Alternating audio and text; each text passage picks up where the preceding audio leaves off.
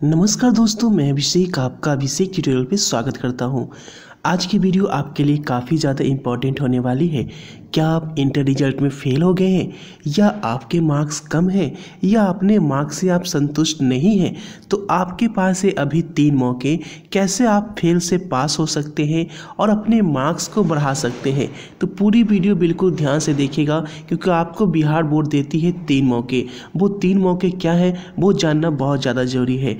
आपको बता दें कि अगर आप इस बार इंटर का रिजल्ट देखे हैं और आपको कहीं ना कहीं ये लग रहा है कि मेरे मार्क्स उतने नहीं आए हैं जितना कि मैंने बनाया था, या आपको किसी एक विषय में फेल कर दिया गया है या किसी 2 विषय में क्रॉस लग गया है, कोई भी कारण है, तो ये वीडियो बहुत ज़्यादा इंपॉर्टेंट होने वाली है।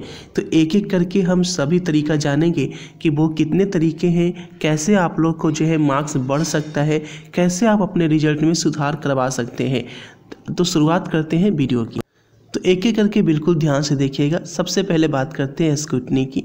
तो अगर आपको किसी भी विषय में लग रहा है कि मेरे मार्क्स कम हैं, चाहे आपको पूरे विषय में लग रहा है, 5 के 5 विषय में लग रहा है कि मेरे मार्क्स कम हैं, तो आप स्क्रूटनी कर सकते हैं। स्क्रूटनी के लिए पर सब्जेक्ट आपको 100 रुपये देने होंगे, जिसके लिए आपको ऑनलाइन आवेदन करना होगा साइबर कैफ़े में जाकर।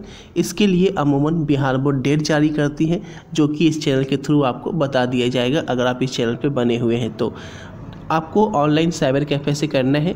आपको साइबर कैफ़े वाले 50 रुपया या 40 रुपया एक्स्ट्रा लेंगे फॉर्म भरने का, यानी एक सब्जेक्ट का बिहार बोर्ड जो है वो 100 रुपया चार्ज करती है। आपको बता दें कि इसका रिजल्ट जो है वो जारी कर दिया जाता है और इसके मार्कशीट पे कोई भी नहीं लिखा रहता है कि आप स्क्रूटनी के लिए आवेदन किए थे या आफ्टर स्क्रूटनी, ऐसा कुछ नहीं है। मार्कशीट आपका ओरिजिनल ही आएगा। तो जब तक मार्कशीट नहीं आता है, जब तक लोग यहाँ पे स्क्रूटनी के लिए आवेदन नहीं कर देते हैं, तो यहाँ पे आपको स्क्रूटनी का मौका मिलता है। अब बात करते हैं कि दूसरा मौका क्या है, तो ध्यान से देखेंगे आप लोग। हेलो दोस्तों, मैं आ रहा हूँ शाम के 7 से 8 आज अनअकैडमी पे।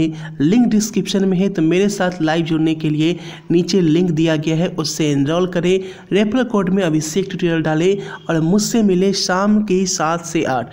पहली क्लास होगी शाम के 7 से 8, दूसरी क्लास होगी 8:20 से 9:20। तो ज़रूर इनरोल करें, लिंक डिस्क्रिप्शन में दिया गया है, इनरोल करना नहीं भूलें और मुझसे मिले।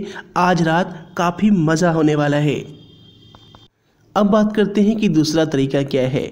दूसरा तरीका होता है चैलेंज का। जैसे आपका स्क्रूटनी का डेट आता है, वैसे ही चैलेंज का डेट आता है। स्क्रूटनी और चैलेंज में दोनों 2 बातें होती है।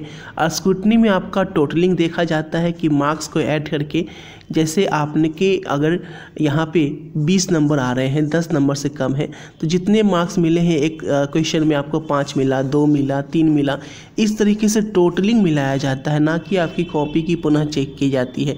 तो ये होता है स्क्रूटनी। लेकिन अगर आप चैलेंज करते हैं तो चैलेंज के लिए आपकी कॉपी जो है पुनः चेक की जाती है। इसके लिए फ़ी अलग होता है। तो जैसे ही स्क्रूटनी का डेट आता है उसी दिन आपका जो है चैलेंज का भी डेट रहता है। दोनों का ऑप्शन एक दूसरे के बगल में होता है। आप साइबर कैफ़े वाले को बोलिएगा मुझे चैलेंज करना है या स्क्रूटनी, आप जो बोलिएगा वो आपको कर देगा। तो आप अमूमन चैलेंज भी यहाँ पे कर सकते हैं, किसी को कोई दिक्कत नहीं होगी।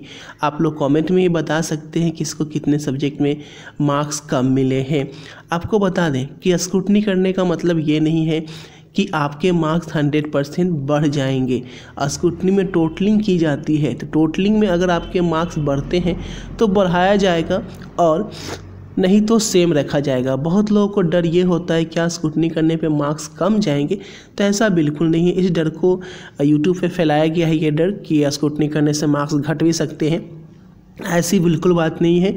अगर आपके 50 नंबर भी बन रहे हैं, 60 नंबर भी बन रहे हैं और आपको लग रहा है कि नहीं मेरे 80 नंबर होने चाहिए, 70 नंबर होने चाहिए, तो भी आप स्क्रूटनी कर सकते हैं। ठीक है, बिल्कुल फेयर प्रक्रिया है। मार्क्स जहाँ तक बढ़ते हैं घटने का कोई चांस नहीं होता है, सिर्फ 100 रुपया लगता है। तो ये मौका आप लोग ज़रूर करना।